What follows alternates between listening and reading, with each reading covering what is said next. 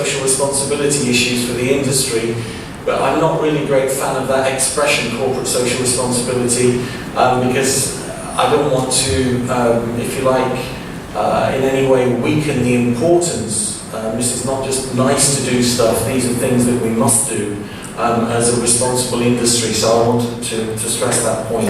So I'm going to quickly go through where we are on the issue of unruly passengers, then talk about a completely separate issue, which is passengers with disabilities, and then finally talk about the follow-up work we've been doing on trafficking in persons and in wildlife. So, let me get the clicker, sorry, here. On the issue of unruly passengers, let's be clear, this is a safety issue.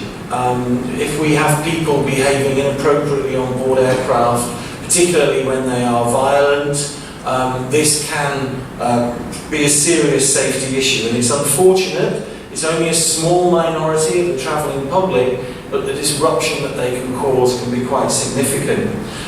It's faced every day by airlines, and we can't allow, our long-term, hard-fought record for safety to be jeopardised by very few people in this way.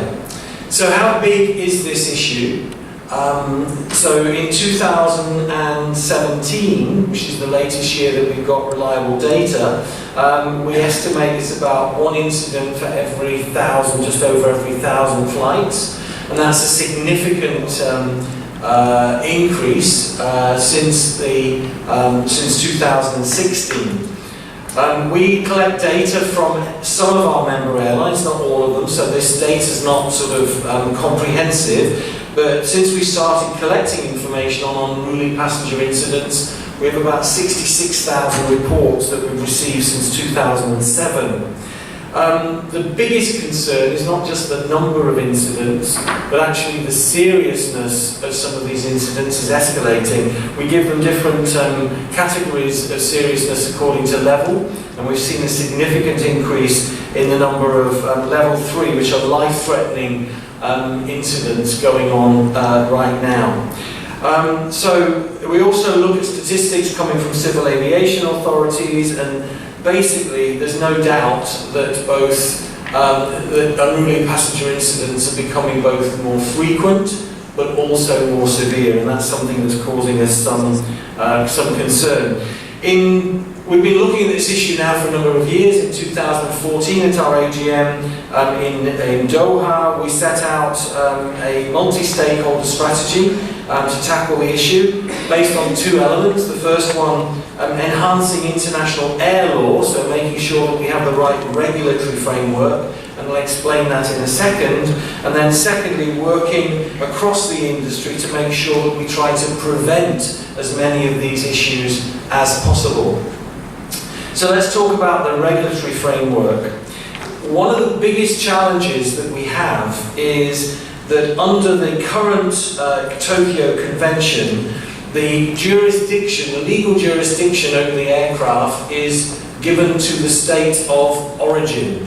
So if something happens on the flight, it's the state at the beginning of the flight that had the jurisdiction to deal with it, which of course doesn't help if you've got an unruly passenger on board and you arrive in a destination that's outside the country where you started. So governments recognised this, and back in 2014 they actually made an amendment to the Tokyo Convention called the Montreal Protocol 14, and what that basically does is it changes the jurisdiction so that when an aircraft lands in a foreign country, it's that foreign country that has the right to intervene and actually deal with the incident itself. Now, in order for this treaty to become law across the world, we need 22 states to ratify. So far, we've got 19, and we've got 3 more this year so far, Kazakhstan, Malaysia and Turkey, and we know already that there are at least 4 or 5 other countries where ratification is close. So we're pretty confident that by the end of this year, we hope that MP14 will be in place. What that does is it gives those countries, as I said, the necessary jurisdiction so that the law enforcement agencies at the point of arrival can actually take action. What's been happening up to now is that sometimes, because the local authorities at the point of arrival don't have the jurisdiction, they've either not taken action, or we've had even circumstances where the same unruly passenger has been loaded back the next day on the flight with the same cabin staff that maybe they've been abusing the day before. So it's not a particularly helpful situation. The other thing is that the penalties in some countries have not really been very good. We're encouraged that in countries like Singapore and New Zealand, they've introduced on-the-spot fines. So if somebody has been an unruly passenger at the point of arrival, they have the opportunity to impose fines right there and then, and this is a good deterrent on people. And the International Civil Aviation Organization has just published expanded guidance in document 10117 to assist countries in really trying to understand what they can do to do this. And of course we're helping to promote this new guidance from IATA with governments. What happens if there is an unruly passenger is that if they receive a fine or a notice, they can either pay the fine, or if they wish, they can contest it. We're also working with IATA on trying to prepare guidance material and examples of how such systems can work in practice. And we're advocating for governments to consider this sort of immediate intervention approach, because again, it is the best deterrent that we're trying to do. So on the one hand, we think we've got a fairly solid regulatory framework that's being put in place, and we're promoting that. But really, this is an issue that shouldn't be happening at all. So the industry is working hard to try and make sure that we're preventing incidents from happening as far as we can. We're providing airlines with comprehensive guidance materials and sharing best practice covering issues such as conflict de-escalation, responsible service of alcohol, and even in the worst situations, how you can restrain an unruly passenger on the flight because of the threat to safety of the rest of the passengers. We're also participating in a lot of public-facing campaigns aimed at raising awareness among passengers of the types of prohibited conduct on board. And this includes this example of Not On My Flight, which is a campaign launched in conjunction with the European Union Aviation Safety Agency in April this year. This targets the three most prevalent behaviours involved in unruly passenger incidents: violent behaviour, intoxication and smoking. And these are the three areas where we have the biggest issues. And you can find more information on the IATA website in that regard. We're also part of a 10-week campaign in the UK, a public information campaign called One Too Many, which was trying to educate passengers about the dangers of drinking too much, either before you get on the aircraft or on the aircraft itself. This has been run quite successfully, even the World Duty Free organisation has implemented the idea of sealed plastic bags when you buy alcohol in an airport, so that you can't consume it before you actually get on board. And again, this is all with a view to reducing the number of incidents caused by intoxication. It's not really, we don't really have enough data yet to say whether this has really been effective, but there's some anecdotal data from the UK. 2018 figures show that such incidents were reduced by about 9%. Were reduced a little bit below the 2018 numbers, even though passenger growth has increased by 9%.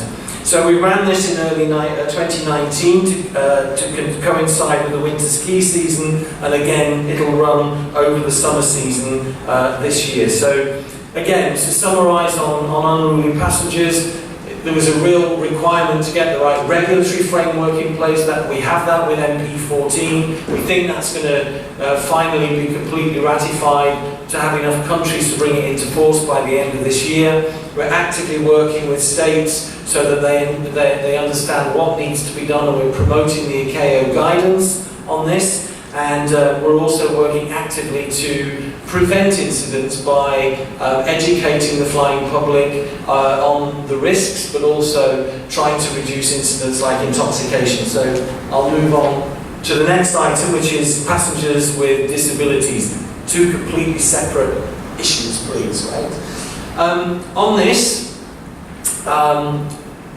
we have to recognise that according to the UN, there are currently around 1 billion people who live with disabilities of various types and various degrees. That's about 15% of the world population.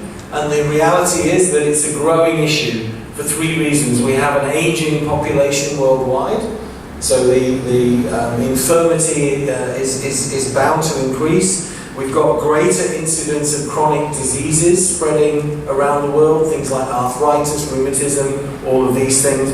And also, the world's getting more refined in how we actually define a disabled person or a person with disabilities. So this is an issue that we must all take seriously. And again, in terms of the political context, there are a number of initiatives that have been taken. The main one is the UN Convention on the Rights of Persons with Disabilities, and I'll come back and talk about that in a second. The second is ICAO again has guidance under Annex 9 to the Chicago Convention on the responsibility of aviation in how to manage the people with disabilities and provide them with the services that they need. And ICAO has standard and recommended practices in this area, which again are very useful. The UN Sustainable Development Goals refers to people with disabilities in very many parts of it. But let me give you a little bit more information on the UN Convention on the Rights of People with Disabilities.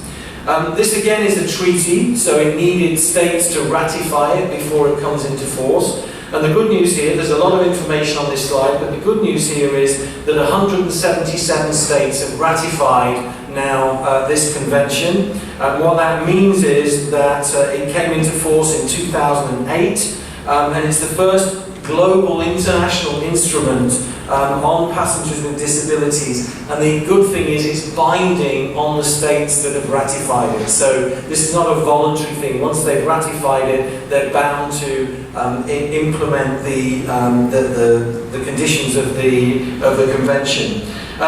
It's important to note that this is not new regulation. All this is doing is basically harmonizing and standardizing regulation that's already there. It's not suddenly providing new rights to disabled passengers or whatever. It's basically trying to level out the playing field and make sure that we have a consistent approach to dealing with this around the world.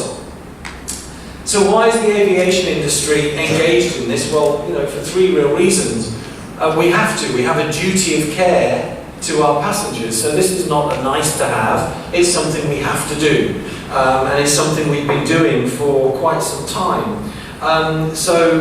The reasons, as I said, it's right to do. We have to respect regulations, of course, but also we have to take business considerations into account and make sure that we can integrate providing the services necessary for people with disabilities into day-to-day operations so that it's smooth, seamless, and we can make sure that things happen on time, so everyone at the end of the day benefits.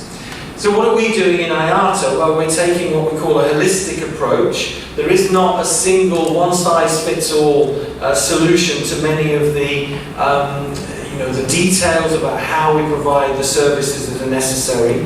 But what we also recognise is that this has to be joined-up thinking. So we have to work very closely with the airports, of course, in terms of how we get disabled people through the airport process, but we're also working collaboratively with the disability associations, so the associations that represent people with disabilities, so that we get their views and we have a much better understanding of what the requirements are.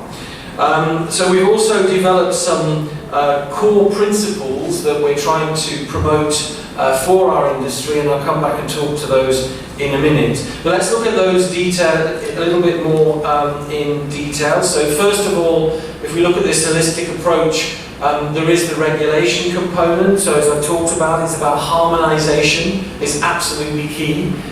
If we can harmonize it around the world, it makes it much, much easier for people with disabilities to travel seamlessly from one place to the other. Then there's the practical considerations about the processes that we use. How do we actually get people to aircraft, off aircraft? How do we deal with any equipment or whatever a disabled person may need, either during the flight or when they get onto the flight and then get off the flight at the other end. So making sure that that process is seamless and fit for purpose. And as I said, we can't do it all on our own, we have to do it in partnership. And lastly, we've got to communicate better to disabled people and also to the public at large about the issues, because the two things need to be integrated. If people are, for example, using wheelchairs, let's say, when it's not really necessary, what they're doing is taking away potentially the opportunity to use a wheelchair from someone who really has a disability. And so again, educating passengers on different types of assistance that are available to them is also very important. We actually had a first resolution on dealing with people with disabilities way back in 1952. So this is something that IATA has been working on literally for decades. It was called Resolution 700. The problem is we didn't do a particularly good job of communicating it, so not a lot of people knew about it. So now we're delivering a whole series of workshops around the world and events involving lots of stakeholders so that we can really sort of build this partnership approach to trying to address this issue. And we've launched a global campaign to, again, inform people so that people are treated properly. And one of the key things is when they buy their ticket, there are codes that can be put on the ticket called special service requirements, where passengers then it's notified to the airline and the airport that they need a special type of assistance. Most of the time, travel agents tend to tick the wheelchair box, so let's just provide a wheelchair, but in reality there are 15 different codes that can be applied. So if you have someone with hearing disabilities or visually impaired, they get the opportunity to be assisted in a different way. So we're educating and going out and explaining to people that these things are already in place, it's just how we use them better. So bringing all this together, yesterday, as you will have seen, we passed a resolution at our AGM, really as a basis on which we can build our advocacy work with governments and with others. So a commitment to seamless and most importantly dignified travel for disabled people or people with disabilities, that we have very clear and unambiguous legislation, so there is no doubt about what the rules are that need to be operated on, that there's very much a harmonised approach, but something that is continuously reviewed, and we're continuously consulting with stakeholders to make sure that the services that are provided continue to be appropriate, and also, of course, supporting the UN Sustainable Development Goals Initiative, which is really important. Sorry, I've not been clicking. Okay, so in summary, addressing the needs of people with disabilities is a crucial element of what we do in our industry. We're committed to providing safe and dignified travel, as I said, for people with disabilities and reduced mobility in various ways. The AGM resolution is another commitment to doing that, and we'll continue to work in partnership with people across the board so that we can continue to enhance and improve these services as they go through. Let me move on now to the last area, and this is really an update on two topics. The sad fact is, and they're sort of, when I say they're ancillary issues to aviation, I'm not reducing the importance of this. the point I'm trying to make here is that unfortunately we have criminal elements who use aviation as a vector to actually carry out their trade, and it's either a trade in people, human trafficking, or a trade in illegal wildlife. And both of these things are issues that the industry takes very seriously, and we want to make sure that we're playing our role in trying to identify this illegal activity and working really closely with the enforcement agencies to try and stamp out as much as we possibly can. So we've done a lot over the last few years. We have we have done a lot of guidance materials. We had an AGM resolution at our last AGM in 2018 on human trafficking, where we committed the airline industry to action, focus in 3 areas: providing airlines with practical tools so that they know how they can play a role in this fight, support and encourage airlines to launch anti-human trafficking initiatives. You know, it's things about how do you identify potentially that there could be an issue, and most importantly, how do you engage with the enforcement authorities. Airlines can't enforce those rules. It has to be the local enforcement agency. So what's the mechanism for communication in these situations? We've produced a lot of guidance and awareness raising materials for our members. We've even developed e-learning modules which are free, and also classroom training for cabin staff and airport staff so that they become more aware of the issue. We've hosted and participated in aviation workshops in a variety of countries in Europe, and we're actively engaging with the International Organization on Migration, which conveniently is situated in Geneva, where we're based. And then, of course, we continue to work with ICAO and other national authorities on continuing to produce guidance materials, and particularly on enhancing the reporting of illegal trafficking in persons. And the good news is that we've got more airlines that are joining the fight. This is happening all over the world, and it demonstrates that this is an issue that, you know, is concerning also for people who work in airlines. They don't want to think that in an unwitting way that they somehow, you know, could be not aware that this thing is happening. So building awareness so that cabin staff, airport personnel can actually start to spot risky behaviours and report it to the appropriate authorities, I think is really important. So, I mean, this is really about, you know, we talk about the business of freedom for aviation. We want to make sure that human traffickers don't, you know, interpret that in a different way. Moving on to an equally important issue, and this is illegal wildlife trade. This is a huge challenge. I think every week in the press we're hearing more and more about threats to endangered species. We hear about it from climate change, but also through you know, poaching and unauthorized activity. So it's a global conservation issue. It's one that I'm personally very involved with. I used to be the COO of the Worldwide Fund for Nature, WWF, so I have a very strong personal interest in this. So I'm delighted that the industry is engaging on this issue very actively.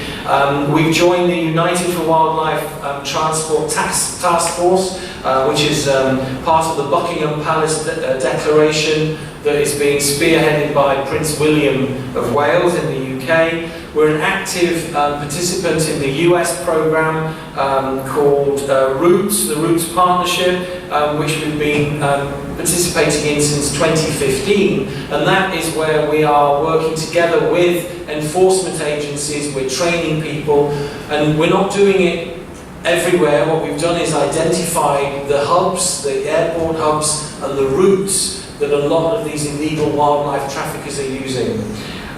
It's been an interesting experience. We've got lots of different bodies working on this, and you know, every week almost we get evidence that this is an ongoing issue. Just recently on the 22nd of May at Johannesburg Airport, Oliver Tambo Airport in Johannesburg, there was a report where a man was arrested with 22 rhino horns in his baggage. That's 22 animals that were slaughtered to produce those 22 rhino horns. Now, this trade used to just be passed through the cargo system. Because of much better screening and checking, organised crime is no longer using cargo in quite the same way that they used to. So now they're using so-called mules, people that transport this stuff in their baggage or even on their person. We've had people with endangered birds in their coats. We've had people with monkeys under their hats. We've had all sorts of things that we've spotted. So this is a real issue that we're trying to deal with. And again, we're doing a huge amount on raising awareness. So proud to be part of the Buckingham Palace Declaration commitments. We have worked on automating illegal wildlife detection, developing machine learning algorithms when you go through scanners, for example, so that you can detect wildlife. There was one example where they were training security screening people, and there were these blue things that were popping up on the screens, and they didn't know what they were. Well, it was basically ivory.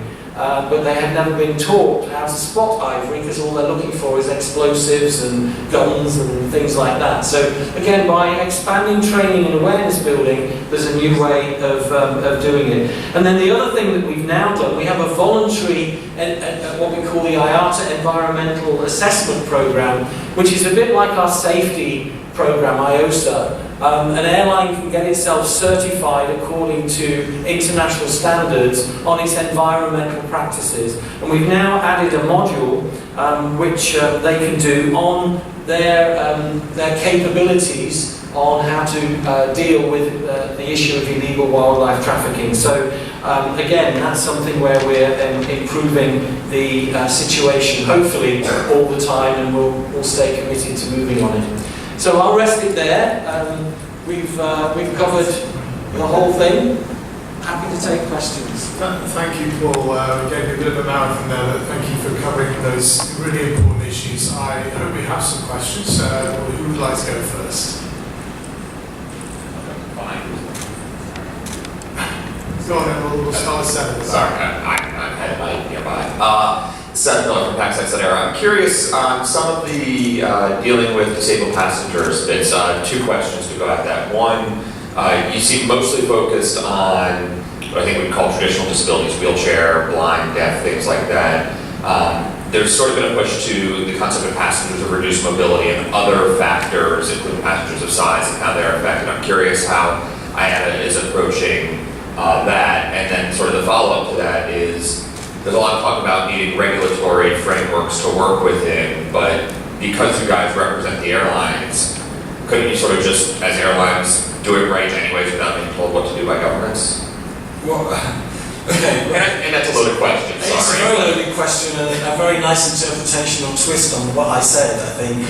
The point is, regulation is there.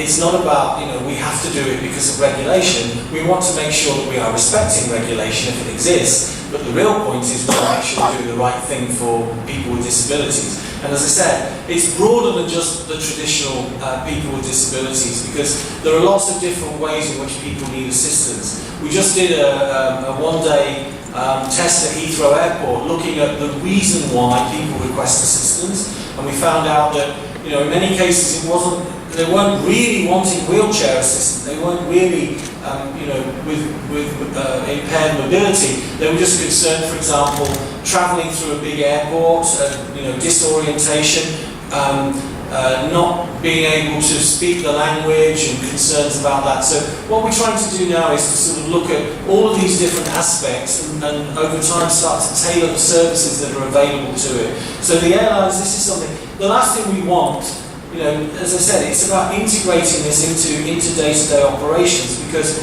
we don't want passengers with disabilities somehow to feel singled out and exposed to attention, which is not what they want. They just want to be able to travel in a normal way. So it's building this seamless way into doing it, and there is new stuff coming up all the time. It's about monitoring it, but it's really our job is to try and make sure the airlines do the right thing, and that's why we're doing what we're doing. Okay. And it's not just about physical disabilities. I mean, the example on page 15 is the campaign that we work with, looking at the DPNA code for passengers with Down syndrome. So we are trying to look at this, all kinds of people with disabilities across a whole range of areas. So thank you. Marissa, you have a question? Thank you. I have a question on the wildlife trade. Have you seen any impact from the reopening of reauthorizing of sale of ivory in the UK and in China, and also the greater openness to trophy shipping in the US? Okay. Does that create, I know that those are legal trades, but the question is, does that create a market where more illegal activity happens? Well, I think on the issue of the of ivory, it's sale of historical ivory, not new ivory. So the battle there still goes on. In terms of trophy hunting is a tough one. And again, there are some countries where I think Botswana has just announced that they're going to reopen hunting of elephants because it's a sad fact that the problem is not universal. In some countries in Africa, there are too many elephants. They don't have any predators, so therefore, you end up with far too many, and it has a huge impact on. We used to deal with what I call human-wildlife conflict, and that's not if you're confronted with an angry elephant, it's not a good thing to do. So they've started to look at this, but it's a very controlled environment. And trophy hunting, it's a tricky subject.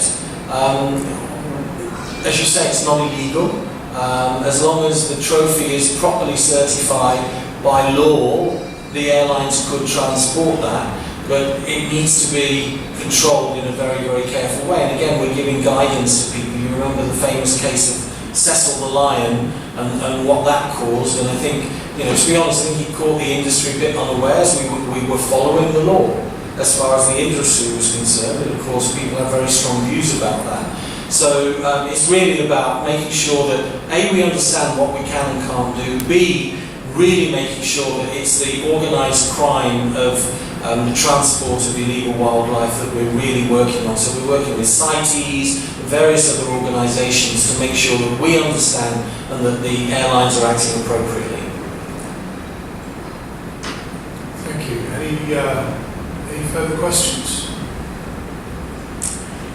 In that case, we'll leave it there. Well, thank you very much for your time. Thank you, everyone.